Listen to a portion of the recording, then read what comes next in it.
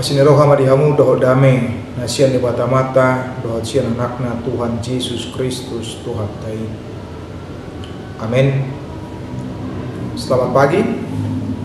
Selamat bertemu kembali melalui sawan firman Tuhan dari Senin tanggal 17 Juni 2024 yang tertulis dari Yeskiel pasal 39 ayat 29. Demikian bunyi firman Tuhan buat kita.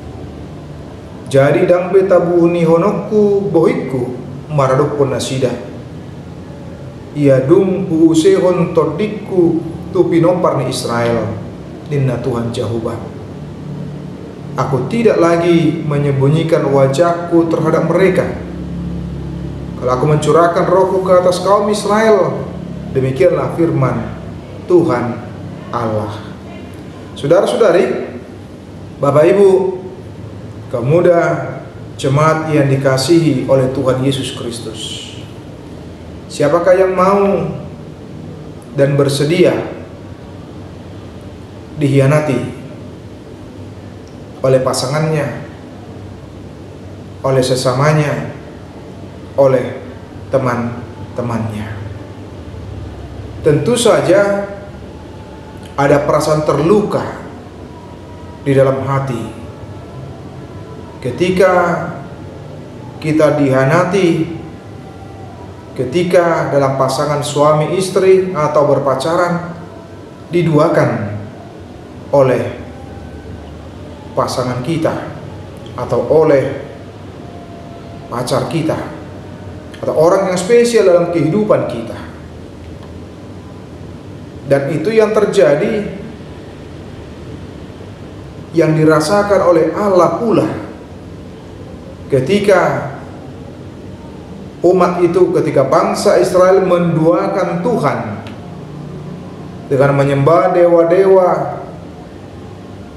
menyembah apa yang disembah oleh bangsa-bangsa yang lain. Mereka mengalihkan fokus mereka, perhatian mereka yang seharusnya hanya yakin dan percaya kepada Tuhan, tetapi mereka menjadi percaya dan tunduk dan menyembah dewa-dewa dari bangsa-bangsa lain.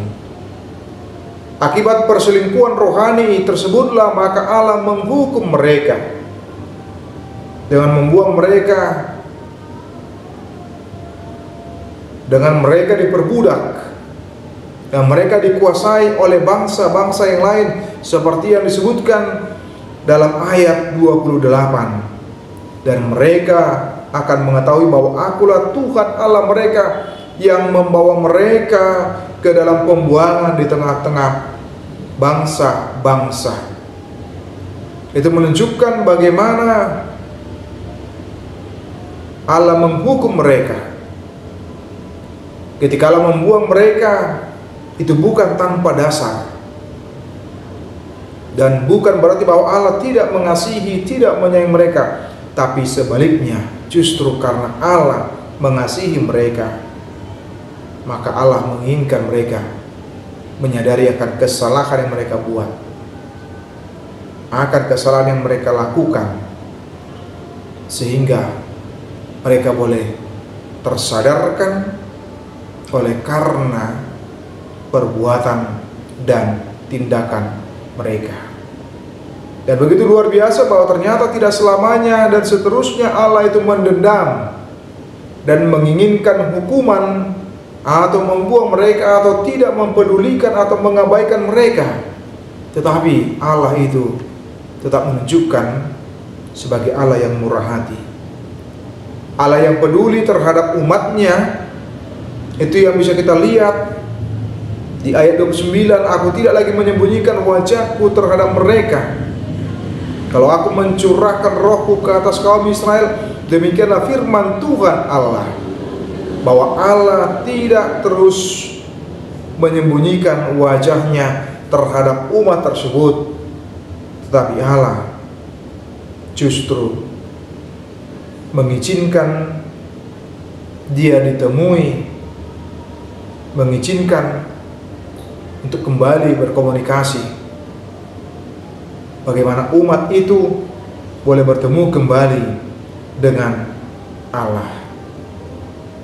Nah, itu menunjukkan bagaimana Allah itu menginginkan umat tersebut adalah menjadi umat yang taat, menjadi umat yang tunduk, umat yang bersedia dipimpin dan dituntun oleh Roh Allah di tengah-tengah kehidupan mereka, bukan menjadi umat yang bandel, umat yang melawan Allah, tapi sebaliknya. Bagaimana Allah menginginkan mereka menjadi umat yang taat dan tunduk kepada Tuhan. Jangan sampai Allah itu memalingkan wajahnya dari kita. Jangan sampai Allah lagi tidak berkenan untuk kita temui. Sebab ketika Allah itu tidak lagi memandang wajah kita, maka itu menjadi sebuah sumber bencana, kehancuran dalam kehidupan manusia itu, walau siapapun dia. Itu yang kita lihat dalam kehidupan seorang Raja Saul di tengah-tengah hidupnya yang lupa akan Allah. Dia berpikir ketika dia sudah memegang kekuasaan, memegang jabatan, maka dengan demikian dia bebas melakukan apa saja. Tidak ada yang bisa menghambat, tidak ada yang bisa mengingatkan, sehingga dia bebas melakukan apa saja, termasuk melawan daripada perintah Allah. Dan ketika Allah tidak lagi berpaling kepada dia, Allah tidak lagi menampakkan wajahnya kepada dia, itu menjadi sumber kehancuran bagi Raja Saul, di mana dia menjadi gila dan akhirnya menjadi bunuh diri. Maka dari itu kita diajak untuk senantiasa menjadi orang-orang percaya yang setia, orang percaya yang taat, orang-orang percaya yang tunduk kepada Tuhan di dalam kehidupan kita, selagi Tuhan masih berkenan untuk ditemui. Biarlah Rohnya yang menolong kita, biarlah Rohnya yang menuntun kita dalam kehidupan kita, sehingga kita senantiasa menunjukkan jati diri kita sebagai umat yang taat, yang tunduk kepada Dia di dalam perjalanan kehidupan kita. Mari izinkan Dia yang berkarya, yang bekerja di tengah-tengah kehidupan kita, sehingga demikian kita boleh kita mengikuti apa yang dikatakan di tengah-tengah hidup kita. Tuhan Yesus memberkati kita semua. Amin. Kasih karunia dari Tuhan Yesus Kristus serta kasih setia Allah Bapa dan persekutuan Roh Kudus memberkati dan menyertai kamu sekalian hari ini, esok, dan sampai selama-lamanya. Amin.